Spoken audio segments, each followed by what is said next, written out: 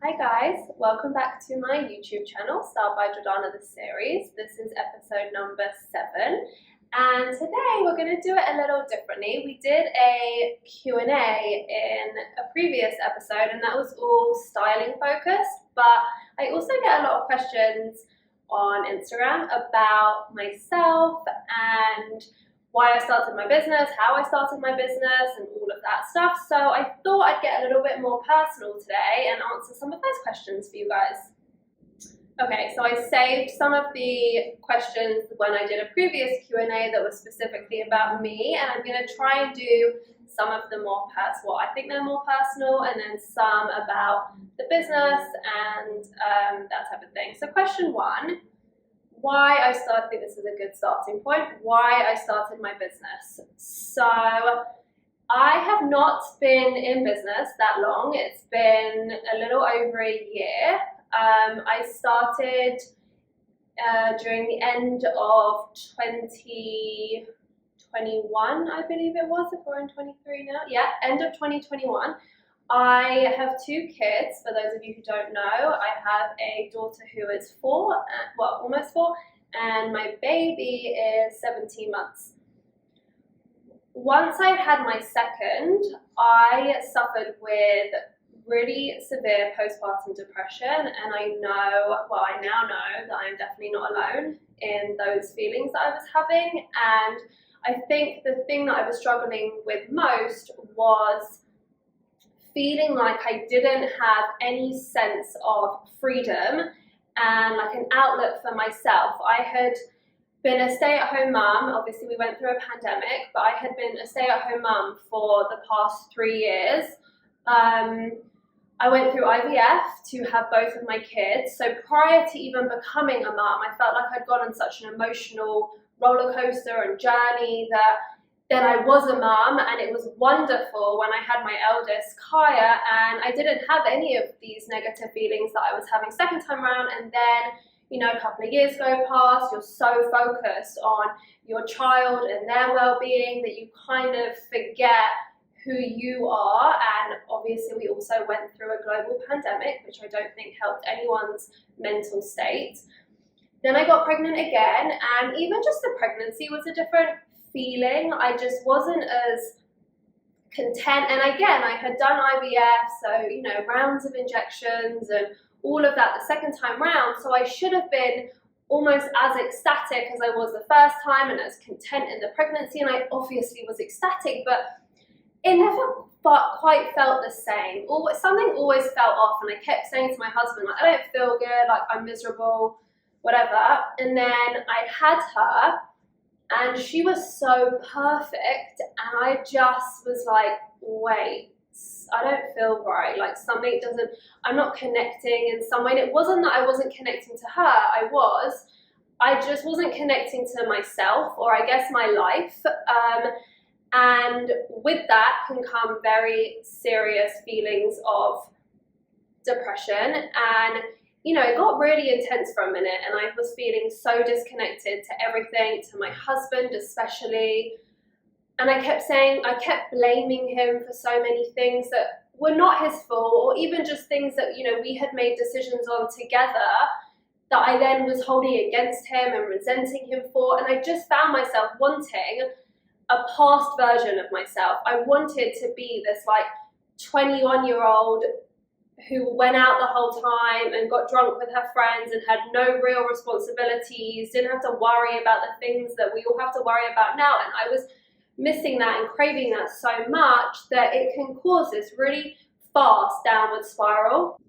So I started seeing a therapist, and I started working on some of those issues that I was having. And as a result of that, I started realizing that I really wanted something for myself. I really needed and desperately was craving something outside of my children and outside of being just this role of like wife and full-time mum. Like it just didn't feel like enough. And I know it feels like enough for a lot of women, and my mum is a prime example of that. My mum has been, you know, a full-time mum her entire life, and she's wonderful and content and doesn't regret any of those decisions. But I don't know, because of how I was feeling, I felt like I needed something more. So I really honed in on what I was passionate about. I've always worked in the fashion industry in London, and then when I moved to New York, and I just knew I was good at this one thing. I mean, it's funny because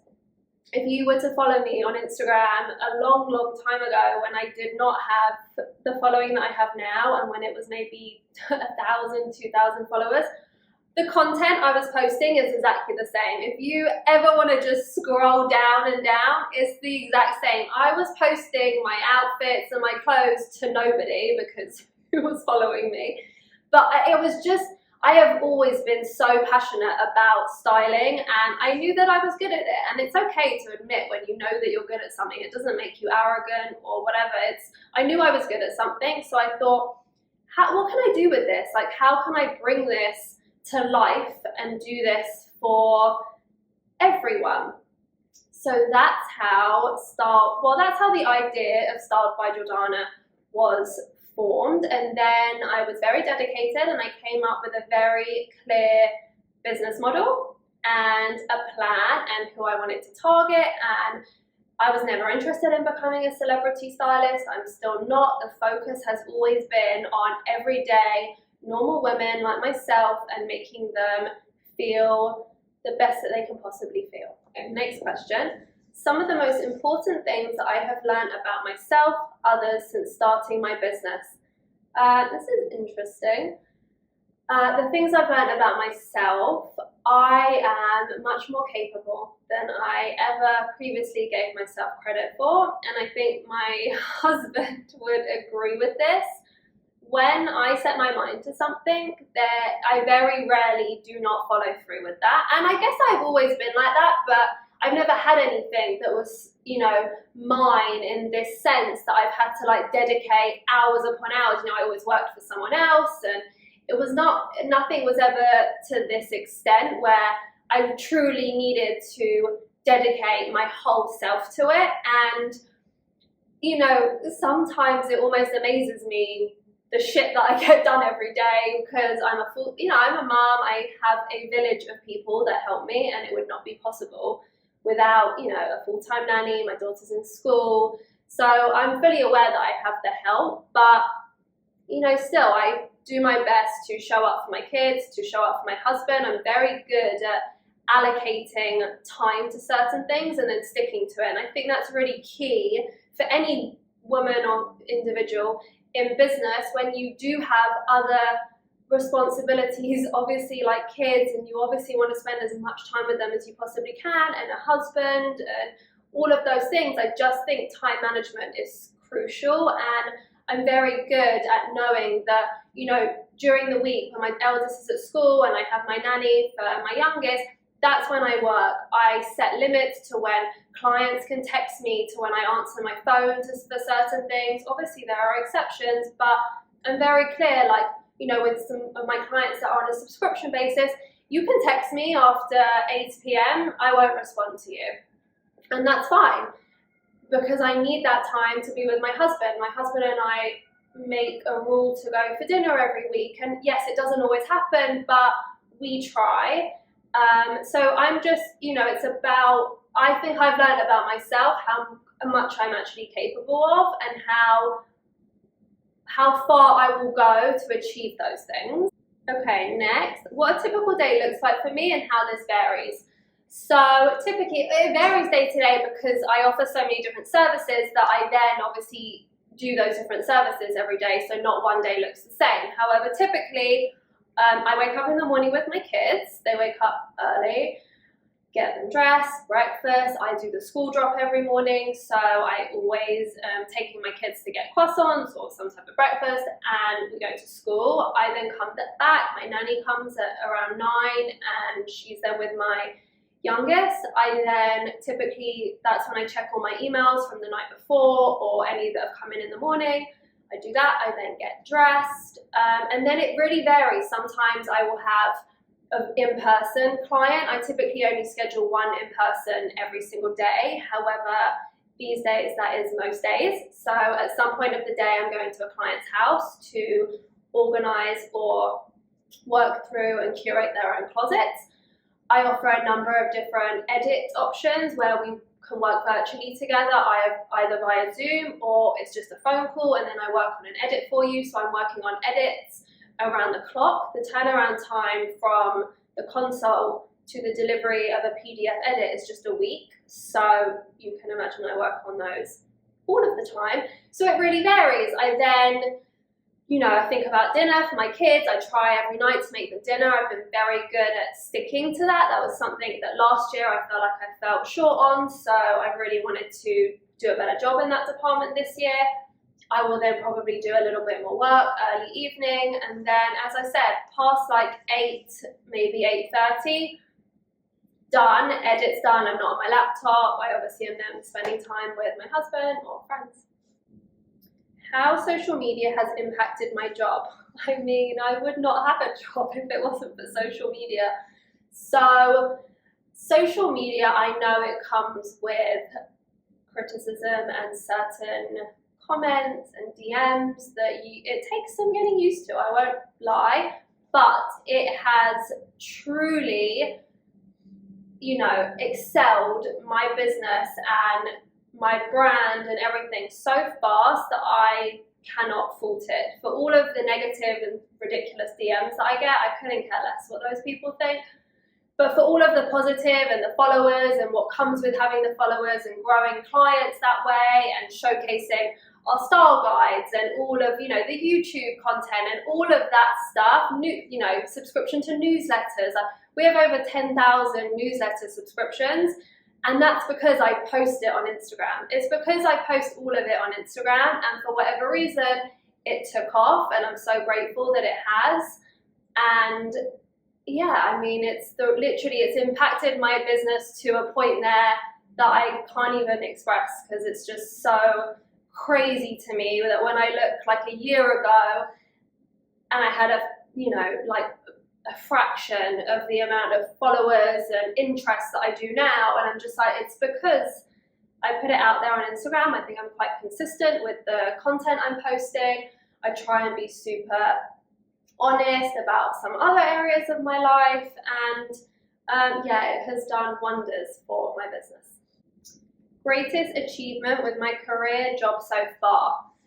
I think this, it's a tough one. There are so many areas of the business that have excelled in a way that I'm so grateful for. I think, the style guides being one of them. I'm so proud of that concept and how far and the potential that has, and how many we sell every season, blows my mind. And it's not even from a money perspective.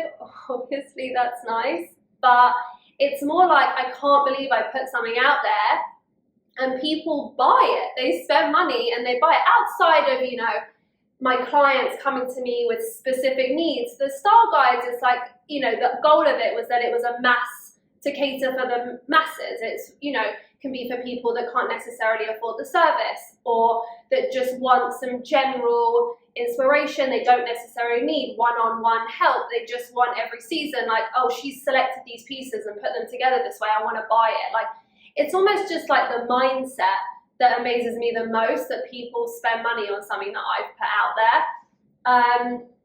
Same with the newsletter. Every time it comes into my inbox, I'm just like, this is so cool. Like, it's just a newsletter that has my brand on it, and people, the feedback I get from these things, they're like, this was so helpful, I loved this month's newsletter, etc., etc. And I'm just like, wow, like, that's so cool. I think outside of that, some of the other areas that I found really cool is any type of press that I get. Like, when a magazine comes to me and they ask me to be a source in an article they're writing about whatever it is, I just like to, specifically, like I did something for Condé Nast Traveler recently, and I used to work for Condé Nast in the UK, and I was just like, what? Like, you want me to give you information? Like, so yeah, those type of things just kind of blow my mind. Okay, next, working with different budgets, people who have different style than I do. This is an interesting question, because sometimes I get this phrased in a negative way on Instagram, where people are like, well, it seems that you only dress your clients how you dress. And just to preface, what you see on Instagram is a really small percentage of the work that I actually do. Stuff I'm posting on Instagram is sometimes just because I think that's what people want to see, like these minimalist clothes and outfits that do mimic mine, but I work with all different budgets, people's personal styles, all different body types, all different women, and with that comes all different styles. So just from what you see on Instagram, it's never the full picture. So yes, I work with lots of people that have different budgets and different styles, and that's actually when I take on a new client, we have a phone conversation where we discuss their style, their inspirations, what they're looking for from whatever edit they've selected. And then one of the major questions I'm asking is what budget you have. So in terms of how it works with me, I charge flat fees for certain things, for certain edits, for certain services. Outside of everyone having to pay those flat fees, the budget that you then want to spend on the clothes is entirely down to you. I do not dictate that in any way. If you come to me and you say to me, hey, I shop at Zara, H&M, Mango, and other stores, etc., that's where we look. If you tell me like, hey, I shop at The Row, Totem, Kate, that's where we look. So if you want a little bit of both, lots of people have different budgets from clothes to what they then spend on shoes and handbags. We then do a little mix of both. So my clients dictate the budget, not me.